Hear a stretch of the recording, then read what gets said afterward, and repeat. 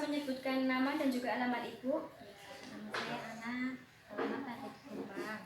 Baik, jadi sesuai dengan identitas yang saya bawa ya Bu. Sebelumnya Ibu perkenalkan, saya perawat Melita. Saya berjaga di Bangsal ini mulai pukul 2 sampai jam 8 siang nanti. Tujuan saya datang ke sini yaitu untuk memberikan pendidikan kesehatan tentang kebutuhan nutrisi Ibu postpartum, dikarenakan Ibu 24 jam yang lalu Ibu sudah melahirkan putra yang kedua ya Bu. Baik, untuk waktu yang saya butuhkan nanti kurang lebih 5-10 menit. Apakah Ibu sudah bersedia? Apakah Ibu siap? Baik Bu, sebelum saya masuk ke materinya, saya mau bertanya, apakah setelah Ibu melahirkan ini Ibu sudah memenuhi kebutuhan nutrisi seperti standar yang ditentukan Ibu? Baik, semoga memang benar Ibu sudah mencukupi kebutuhan nutrisi setelah melahirkan ya Bu. Jadi begini Bu, manfaat nutrisi bagi Ibu postpartum sendiri yaitu untuk memenuhi kebutuhan nutrisi Ibu dan juga janinnya. Dikarenakan jika Ibu mengkonsumsi makanan-makanan yang mencukupi kandungan nutrisi, itu bisa membuat sehat janinnya, bayinya, dan produksi ASI Ibu juga lancar. Kemudian itu untuk menunjang tumbuh kembang si bayi. Kemudian itu untuk mencegah anemia, malnutrisi pada ibu postpartum.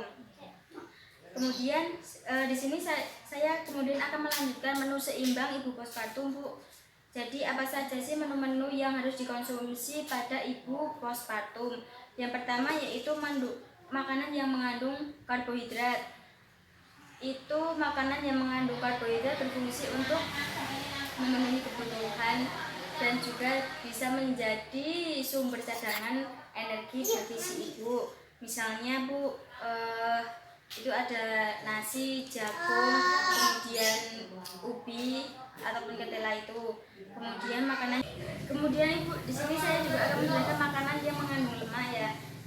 Di sini lemak juga berfungsi sebagai cadangan makanan dalam tubuh. Contohnya itu seperti yang minyak, misalnya ada margarin, kemudian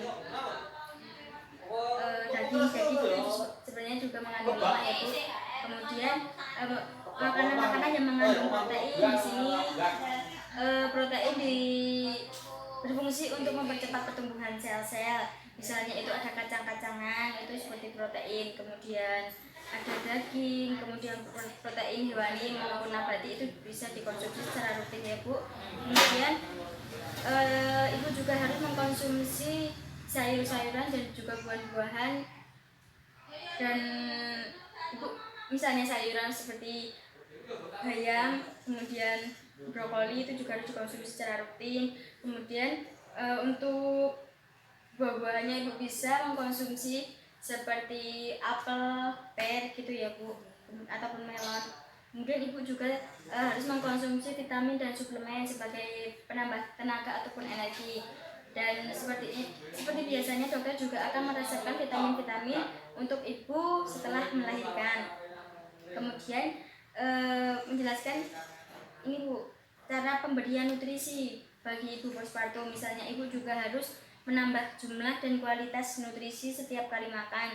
Jadi tidak hanya karbohidrat saja ataupun protein saja yang harus dikonsumsi Ibu setiap kali makannya. Jadi diusahakan karbohidrat, protein, lemak, vitamin itu harus ada di dalam satu makanan setiap kali Ibu makan. Dan juga Ibu juga dapat menambah frekuensi makannya Bu. Baik Bu, saya sudah selesai menyampaikan materi ataupun pendidikan kesehatan ini. Apakah Ibu sudah jelas? Apakah Ibu ada yang ditanyakan Bu? Apa? Nanti saya akan jawab. Yang dimaksud menambah frekuensi makan itu yang bagaimana? Oh iya, baik, saya akan menjawab. Menambah frekuensi makan itu seperti apa ya dan bagaimana ya Bu? Menambah frekuensi makan itu misalnya kita harus semisal Ibu dalam sehari itu konsumsi makanan 2-3 kali. Dan ini dengan menambah frekuensi makan itu, jadi dalam sehari Ibu bisa mengkonsumsi 3-5 kali makan Bu, atau maksudnya makan sedikit-sedikit tapi sering. Itu membantu memenuhi kebutuhan nutrisi Ibu setelah melahirkan ini. Baik Bu, saya sudah selesai menyampaikan materi. Terima kasih atas waktu yang sudah diberikan kepada saya, karena Ibu telah mengizinkan saya untuk memberikan pendidikan kesehatan tentang kebutuhan nutrisi ibu postpartum ini. Terima kasih Ibu. Wassalamualaikum. Waalaikumsalam.